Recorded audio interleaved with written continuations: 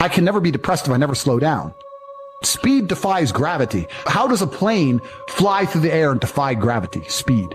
It's moving too fast to fall. If you're always doing things, if you're always making more money, if you're always traveling the world, doing this, doing that, new car, here, there, boom, boom, boom. If you're always doing things all the time, unhappiness can't catch you. I'm always looking forward to something.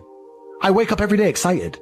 And I very much live my life in a frame of, no, I have to do this. It's very much a, I get to do this. I have to go to work today. Change your language. I get to go to work today. Imagine you had no job. I have to fix the car. At least you have a car. Most people don't got one. I have to go get the kids. You get to go get the kids because you have these beautiful children who love you. People's even their own language is wrong. Maybe I'm completely crazy. Maybe I'm full of shit. But the frames I've installed in my mind are all beneficial to me. So you can sit there and tell me I'm full of shit while you're depressed and I'm happy. And I would never want to adopt the thinking of a depressed person. I think a lot of people build their mindsets around trying to feel good. So that's why we were talking earlier about people who want to ignore the idea of personal responsibility or self-accountability because they feel better if they pretend it's not a real thing. They feel better if they pretend everything's someone else's fault. So people are they're basing their mindsets around trying to feel good. I have always tried to base my mindset around absolute competence regardless of how I feel. There are certainly disadvantages to that. There are times you're going to be a lot more pessimistic or you're going to be a lot more, pissed off about certain things than others. Yeah, that can be seen as a downside. But like I said, I use all of those things for unlimited motivation to propel my endless upward trajectory. But you're as competent as possible if you believe you can affect absolutely everything about your life. You're as competent as possible if you believe the bad things that happen to you are going to allow you to work harder and become even better. When bad things happen to me, the first thing out of my mouth is good. Andrew, they took $10 million out the bank because they canceled you. Good. Andrew, this happened. Good. This mindset I've constructed allows me to be as fearsome a competitor as possible. It allows me to be a feared opponent in any realm of human endeavor, and that's the point of a mindset. Why would you absorb information or construct a mental model that doesn't allow you to be as competitive as possible? Anyone who's up against me at anything is going to feel a degree of nervousness just because it's me. It doesn't matter what it is, because they just know me. They know my mindset. They know my determination. They know I'm stubborn. They know I don't quit. They know I'm going to win. That's just who I am. So I've constructed a mental model that allows me to be competent and to always succeed. I truly, once again, don't understand how people go through the world with any other mental model. I get asked all the time, but what do you feel? Or what about happiness or depression? How I feel doesn't cross my mind. There are days where I'm pissed off or happy. It doesn't cross my mind. Whatever mood I happen to be in, I have things I need to do. It's a busy day. I have shit to do. I didn't cross my mind if I was happy, sad, excited. I just had to work.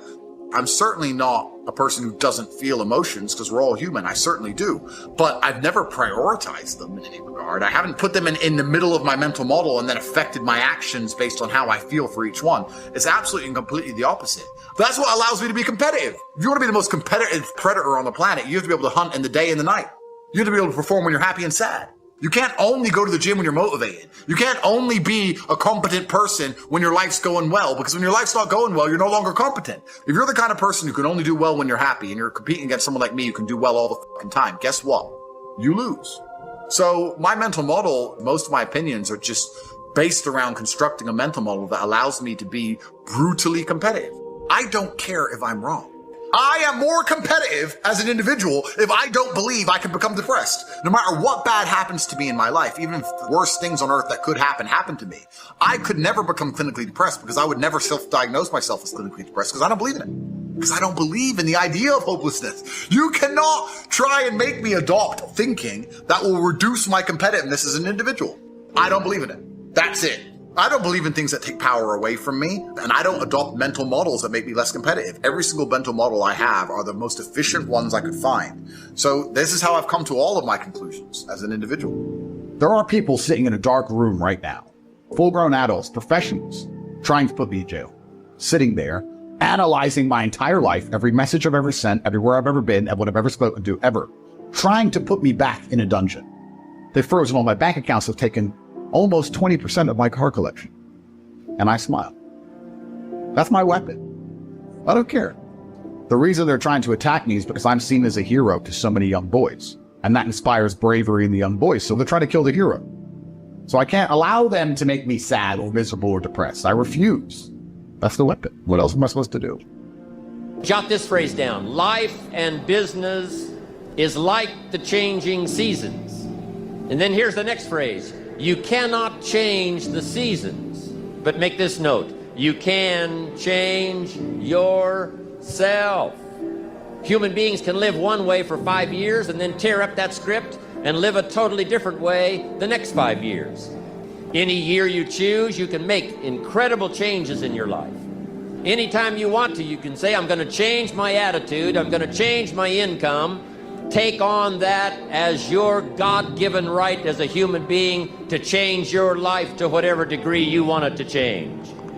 There isn't anybody in here that can't do it. Dramatically change the course of your life. Now here's the 4 major lessons in life to learn. Number 1, learn how to handle the winters. Now there's all kinds of winters. There's the winter of the season, but there's all kinds of other winters. There's political winters. What a winter it was in Japan back during World War II, one of the longest winters in recorded history. The winter of sickness, economic winters, the winter of a divorce, the winter of a death in the family. Some things we can't understand, but here's what we do know. It's possible for us to get through the winter. Now, how do you handle the winters? You can get better, and you can get stronger, and you can get wiser. Make this note. Winters don't last forever. With self-esteem bursting out all over, with the skills you're going to develop, you're going to be able to handle whatever comes your way. Now here's the next season.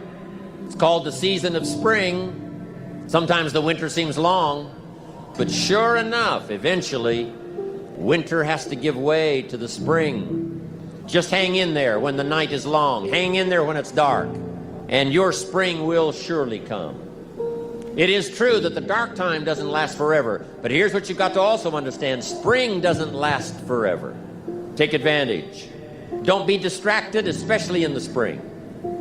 You've got to take advantage of every spring that comes because there's only a handful. The sunrise doesn't last all day. Don't waste the chance. Each spring that comes, take advantage of them because there's just a few. Don't let them all pass. Now here's number 3, is the summer. In the summer, we've got 2 things going for us. One is opportunity, but the other is to watch out for your enemies. There's going to be people that'll be envious, and they will not be your friends. I'm asking you, whatever threatens you, threaten it back. Whatever wants to overwhelm you, stand up and do battle with your enemies wherever you find it. We must also deal with the enemies within ourselves. Don't become a victim of yourself. It's possible to become a victim of the things that happen, but here's the most important thing. Don't become a victim of yourself. Forget the thief in the alley that's after your purse. What about the thief in your mind that's after your promise? Now here's the last season. It's called the season of harvest. After the long summer, we've been disciplined. Then, in due time, your harvest will come. And then you'll be able to say, by gosh, the hard work has paid off. The lonely nights have paid off. And my harvest has finally come. Life is a cycle of ups and downs, and even the toughest moments are temporary. Difficult times are not just obstacles, they are opportunities. They shape you, teach you, and prepare you for what's ahead. Adversity builds character. It strengthens your resolve and shows you what you're truly capable of. Without challenges, there would be no growth. When you face struggles, remember that you're not alone. Everyone goes through their own battles. The strongest people you admire today didn't achieve greatness without hardship. They endured, they persevered, and they used their struggles as fuel to rise above. You can do the same. Hanging on during tough times requires faith. Faith in yourself, faith in the process, and faith that better days are ahead. It means believing in your ability to navigate the storm, even when the path isn't clear. Trust that each step forward, no matter how small, is bringing you closer to the light. Pain and difficulty have a way of distorting our perspective. They make the future seem bleak and the present unbearable. But remind yourself that feelings are temporary. Just because you feel defeated now doesn't mean you're defeated. You're stronger than you think, and you're capable of far more than you realize. One of the greatest tools during hard times is gratitude. Even in the midst of struggle, there is something to be thankful for. Gratitude shifts your focus from what's wrong to what's right. It reminds you of the blessings you still have and gives you the strength to keep going. Another key is resilience. Life doesn't require you to have all the answers. It simply asks that you don't give up. Resilience is not about avoiding challenges. It's about facing them head on and refusing to be defeated. It's about rising every time you fall and continuing to move forward, no matter how hard it gets. Remember, every difficulty carries a lesson. What can you learn from this moment? How can you grow? Embrace the struggle as a teacher, and you'll come out of it wiser and stronger. The pain you feel today is laying the foundation for the strength you'll have tomorrow. Surround yourself with positivity. Lean on the people who uplift you, inspire you, and remind you of your worth. Avoid the voices that feed negativity or doubt. You need encouragement and support to keep moving forward. Break down the challenge into smaller steps. When the mountain feels too high to climb, focus on the next step in front of you. Progress, no matter how small, is still progress. Each step forward is proof that you're moving closer to overcoming. Visualize the life you want to live once this difficult time is behind you. Hold on to that vision as your motivation. Let it be your reason to keep going, your light at the end of the tunnel. The challenges you face now are shaping you into the person who will achieve that dream. Patience is essential. We often want solutions instantly, but real growth takes time. Trust the process, even when it's slow. Trust that every effort you make is adding up to something greater. Take care of yourself during tough times. Rest when you need to, nourish your body, and prioritize your mental health. Strength doesn't mean pushing yourself to the point of breaking. It means being kind to yourself and recognizing your limits. Celebrate small victories.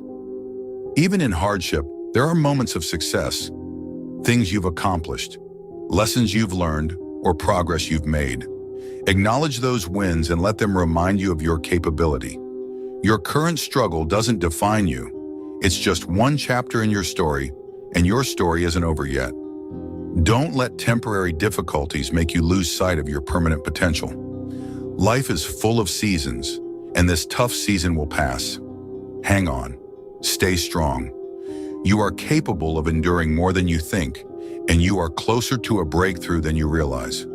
Difficult times don't last forever, but the strength, wisdom, and growth you gain from them will stay with you for life. So keep going.